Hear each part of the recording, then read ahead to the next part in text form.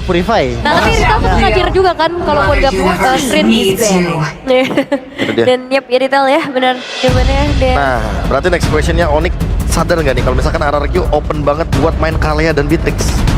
KB Ya, Kalia Beatrix. kita tahu lah ini mungkin mostly nggak bakal banyak yang bawain Purify. Sekalipun ada Purify pasti bakal di-trigger terus sama Ido kan. Nah Kayak gimana caranya nanti Beatrix bakal main nempel sama Kalianya? Atau justru Granger ya di sini dibuang karena tadi poke damage dari tim RRQ lumayan sukses bisa dibilang ketika masuk mid game ya. ya walaupun match up di lane-nya agak susah. Agak susah, tapi ya, kalau ya. di teamfight dia kalau udah ada tambahan badan di depan, udah ada yang kayak ngumpanin juga kan. Granger mah nyayu. Nah, ayo. Tapi di sini respect band. Ya, karena balik lagi kan Kalia EXP itu RRQ waktu itu mempopulerkan juga. Pertama kali kan Iya, jadi jangan kaget kalau misalkan ini sebenarnya flexible pick dari Kalia. Kalia EXP ya. Gak rugi-rugi banget juga buat Onyx ngambil pick dulu di sini. Daripada dia overthinking ini ya udah Betul. buang aja. Buang aja udah. I am not the only Oke, one bound juga by biasa ya ternyata yang Obvious, yang baru kita obrolin loh tadi. Kayak dari kita ya ini dari panelis ya teman-teman yang ngerasa kalau misalkan Poviusnya malah jadi nggak works gitu loh tadi di game yang ketiga. Yap. Atau EXP apa yang potensial untuk megangin Joy? Joy. Iya ini kan Kalau aku mikirnya kalau misalkan buat EXP ya, mending cici sekalian kayak ikat aja kalau misalkan emang Joy-nya bandel. Biar nggak bisa kabur. Biar nggak bisa kabur pakai Rhythm of Joy. serimpet Yoyo ya. Iya, tapi ya itu balik lagi dia harus force ke hero tank jungle-nya itu loh. Atau enggak yang cece-cecenya manja gitu loh. Jadi bener-bener mata dia tuh cuma Apa tuh hijau. Mas? Ya udah, Cece badang manja. EXP. Badang Badang manja EXP. banget cecenya kan. Manjalita. Berarti romnya soalnya referensinya badangnya buat badangnya T-Boy pecah ya? Pecah tadi. Tadi barusan Di kalah game kan? yang ketiga kalah dia. Nomor Iya, iya. 100% Akhirnya ya. win rate ya. Apakah RRQ ngeband cowok di sini atau dia justru See melihat value in me? Itu Red Ring, bener kan? You should. Karena badangnya bisa di EXP, badangnya bisa damage. ya daripada mau buang satu mendingnya udah matiin sekalian Itu jungle-nya aja. dia. Ya Fredrin juga lumayan kuat ya kalau misalkan lawan Joy di early game. Ya, Dan Joy pasti bakal repot banget buat farming nanti. dia juga nggak takut buat ambilin trap Selena. Ya. Ini bakal jadi pick yang harusnya bakal muncul untuk Lutfi sih. Hero badan kah? Langsung coba kah? Hero badan apa Gatot? Hylos. Makan lele pusing. Ya Hylos sih. Kuda jalan kaki banget Pasti kuda. bonyok ya, cuma pasti Iya. bonyok ya. Gue nanti pasti bonyok. Yay. Tapi bagus buat si Onyx ya Hylos di sini karena ya Lui-nya ini kan. gitu. Cuma ya balik lagi considerationnya apakah nanti badangnya tetap bakal jadi tank gitu. Kaja. Ya, exactly Kaja buat menghentikan Joy. Nah bentar. Efek suppress. Kajanya juga masih flex ini. Iya. Ya mungkin emang terakhir kita ngeliat referensinya di Kairi kan. Iya. Tapi lagi dan lagi ini konsep lumayan bisa Anomali katanya. betul. Katanya. Flexnya banyak Kata gitu. Jiwa Gak tau ya, anomali. aku kayak feeling kayak last picknya bisa Pakito tiba-tiba gitu loh. Karena kita tahu Damage ya? Joy di tinju sama Tinju? jabnya Pakito. Iya, benar. Itu kena burst luar biasa damage-nya. Dada gue sakit gitu kan. Digebuk sampai dadanya bunyi Sampai bunyi. Oke tapi Apakah Beatrix Be? Yang tadi lu udah mention. Ya gue suka Beatrix sih karena balik lagi ada Kalea ya. Jadi Iya. option untuk main pick off-nya jadi lebih leluasa dan poke damage-nya jadi bisa nutup untuk yang cover-covernya target dari Kalea gitu. Experience the Wah, Tetap tembak toy. Nyaman, nyaman. Masih mau main poknya, tapi nah gue lebih suka komposisi ini untuk di RRQ dibanding sebelumnya. Oke, Karena oke. ini betul-betul dia badannya banyak gitu loh. Buat Ya. Selena sama Granger. Terus open team fight, close team fight-nya ada Gatot juga nih. Iya. Kalea open, ya udah pasti di close sama Gatot. di close. Ada yang open, ada yang close warnya kayak gitu. Oke, Terus langsung poknya juga saja. enak ya. ini Pakito atau Benedetta? Kalau emang kita asumsikan pick terakhirnya bakal ke EXP. Batu. Masya. Oh iya, Masya dengan Ibin. Open Lepas ya. loh. Kita baru sadar. Dia ganti Harit ke Masya ya. Ya, tentu ada Badang, ada Masya, mereka butuh petinju. Mereka tuh butuh tinju ya. Ya. Oke, kalau kita selesai sudah, ini dia drafting dari game keempat kita. Match point masih menjadi pertanyaan. Tiket KMS-nya juga masih kita cari pemiliknya bersama Ranger Mas dan Lim Kocel. Terima kasih banyak panelis. Ini dia game yang cukup menegangkan. Siap. Karena match point-nya masih di tangan dari Onyx, Lim. Setuju. Dan draft untuk Onyx ini terlihat sangat meyakinkan kembali dengan Kaja. Saat itu ada chipnya Ji. Oke. Apakah sekarang bisa tanpa chip? Kita bakal menyaksikan. Tapi gua pengen yang di festival dan juga di dalam kita berikan FPL Velodrome pada tepuk tangannya. Biarkan Rawamangun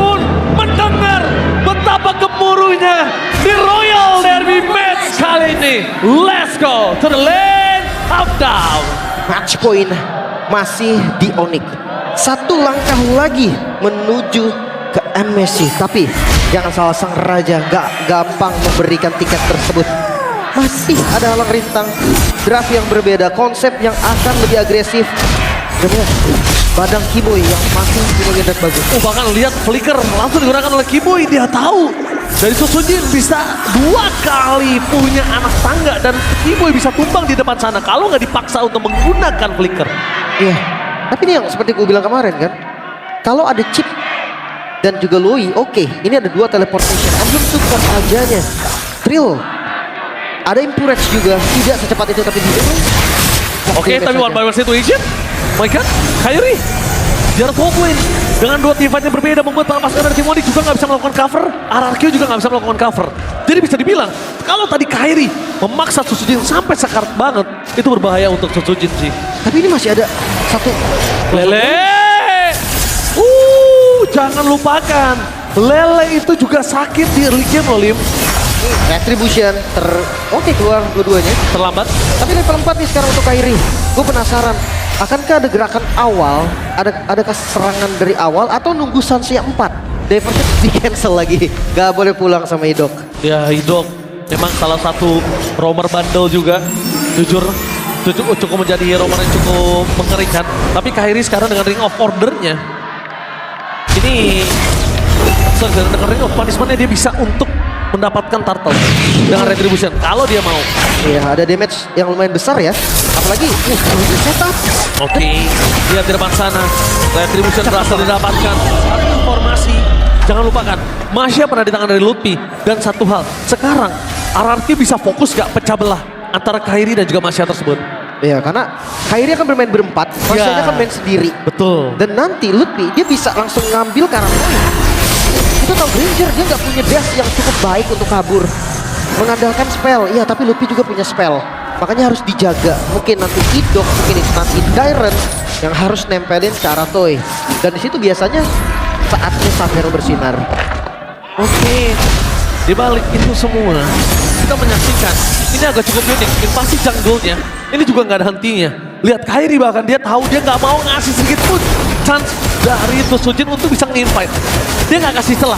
Cuma dengan adanya God Laner yang masuk ke dalam sana ini berbahaya banget.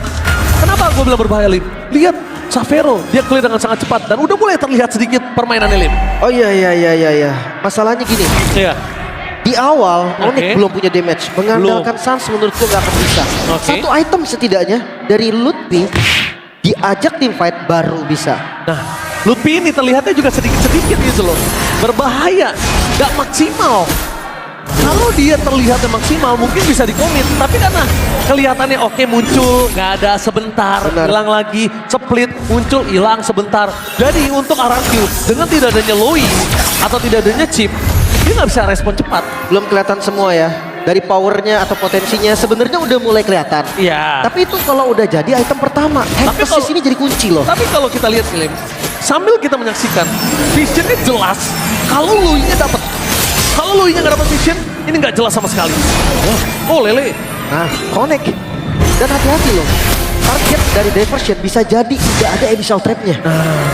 Hephaestus udah jadi. tapi kondisi kali ini, walaupun kita melihat RRQ awal jalannya mulus, tapi mid to the late game jangan sampai dilupain, Lim. Lebih diversion. Oke, langsung ada dispersion di belakang sana. Lutfi menuju ke arah Susujin. Di zoning out begitu saja. Tapi nampaknya Kiboy hampir termakan. Para pasukan dari tim RRQ mendapatkan Lutfi. Dan bahkan Lutfi melakukan distraction dengan sangat manis. Tapi sedikit sayang. Retribution Kairi.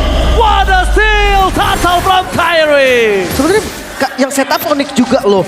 Dan distraction dari Lutfi tadi gak sempet ternyata membeli waktu sampai Turtle diamankan dan Savero balikin keadaan. Ya, bisa kita lihat buying time yang diberikan lama, tapi cuma cukup sebentar waktu mereka mendapatkan turtle, nggak bisa panjang. Iya, karena Lutfinya juga nggak tahan lama sebenarnya Ju. Dia 1 bar XP langsung hilang, 2 bar, dan tadi sampai spellnya loh yang dibuka, flickernya udah nggak ada. Ya walaupun positifnya memang Turtle untuk Onyx. Tapi meskipun begitu, lihat di depan sana, Toy bakal dipasang Kiboy. Flicker for defensive. masih berhasil diselamatkan. Membuat Toy tidak bisa ditumbangkan. Tapi jangan lupakan Kairi menjadi penjatuhan. Hilang sekejap. No flicker dan Kairi. Demon Judgment. Satu hukuman yang berhasil dimiliki dari seorang Kairi terhadap Toy.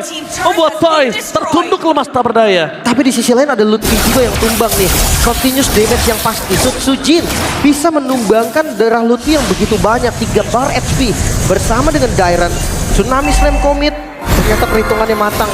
1 tukar 1 walaupun ya kalau ngomongin rugi lebih rugi RRQ karena yang hilang Toy. Iya, tapi melihat dari Lutfi memang bukan di early game, powernya di arah mid late game dia cuma cukup jadi ini doang, cannonball. Udah dia cukup boom meledak sekali, lanjut atau enggak, yang penting targetnya tumbang. Iya, iya. That's it. Tuker ya. Even dia tumbang setelah itu pun nggak masalah. Nggak masalah, emang itu tugasnya. Cannonball, 1 kali tembakan yang penting meledak, pastikan dapat 1 poin. Ya tinggal targetingnya aja nih. Entah Toy, entah Sujin. Menurut gue dua-duanya ini bisa banget untuk ditarget. Malah menurut gua, kalau Dairon muncul depan hidungnya aja bisa dikomit.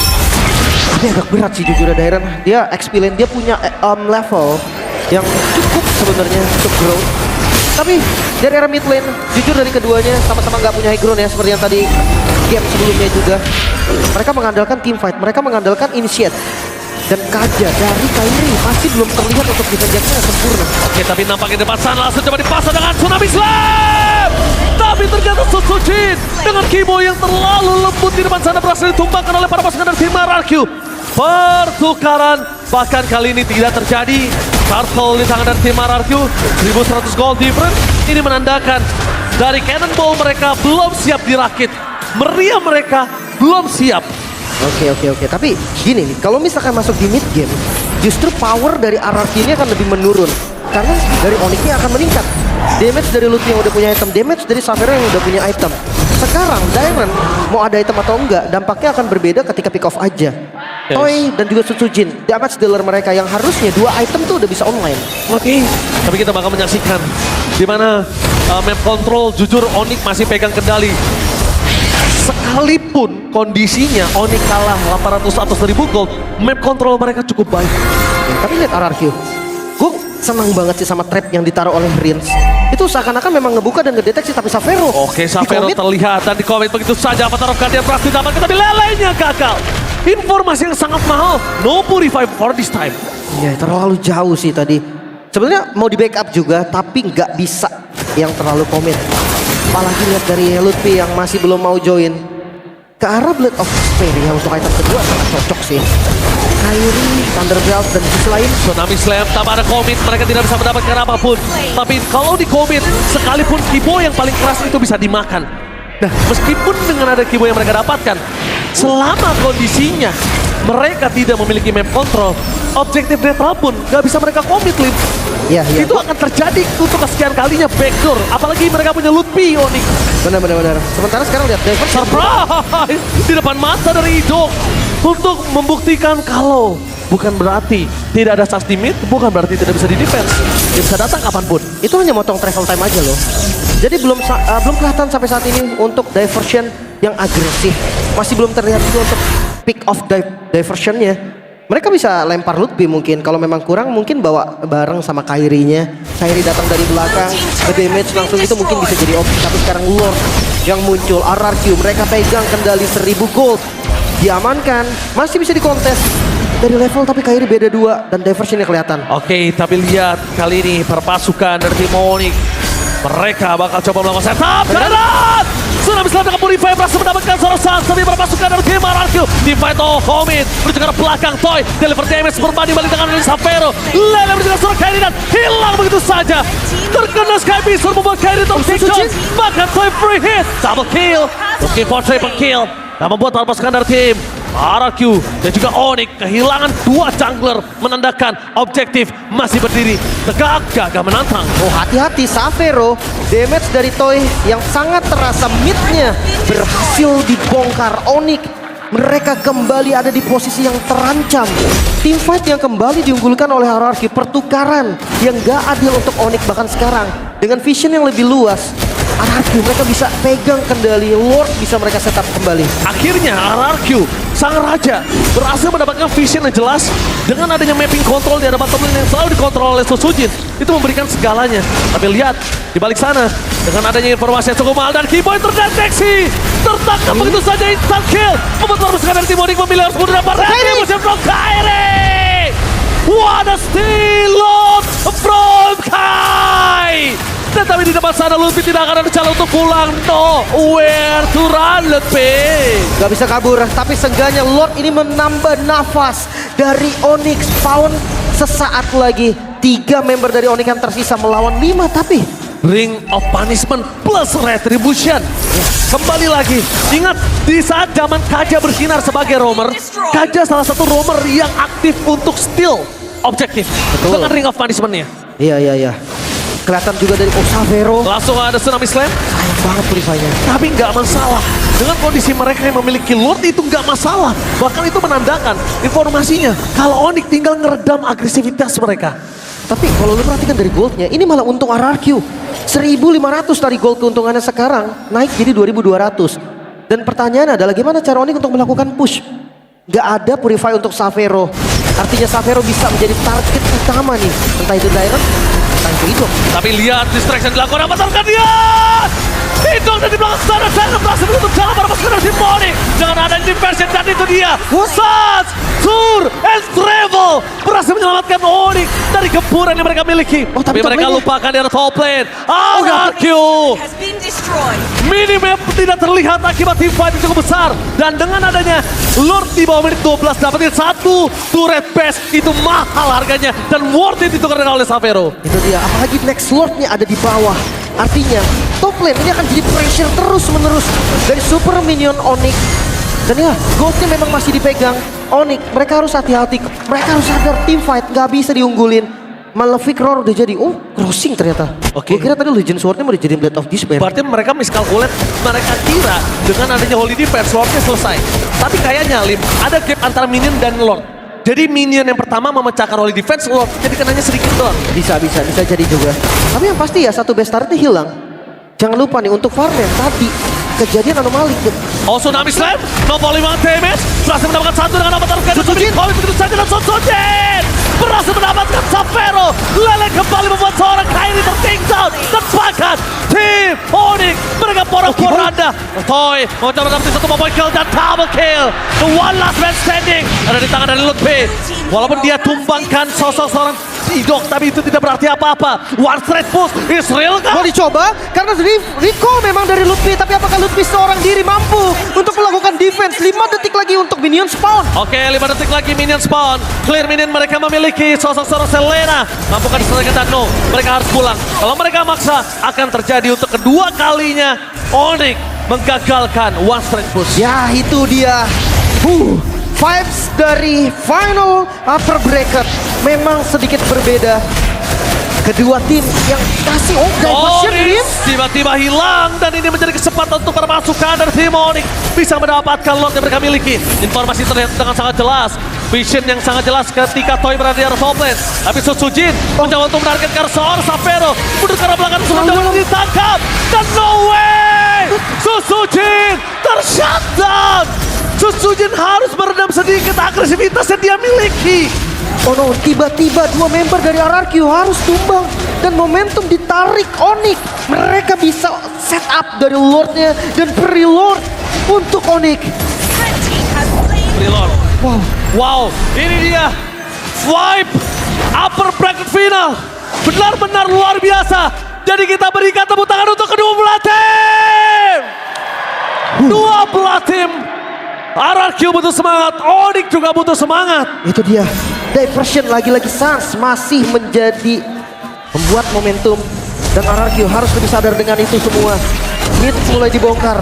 Lord ada dari atas. Lutfi udah punya damage, siapapun bisa ditabrak. Toy Sojin punya Wind of Nature tapi enggak untuk Sojin. Tapi jangan lupakan Sojin harus tahan sedikit agresivitas dia. Damage dealer yang sangat besar dan bisa dive dan itu dia surprise.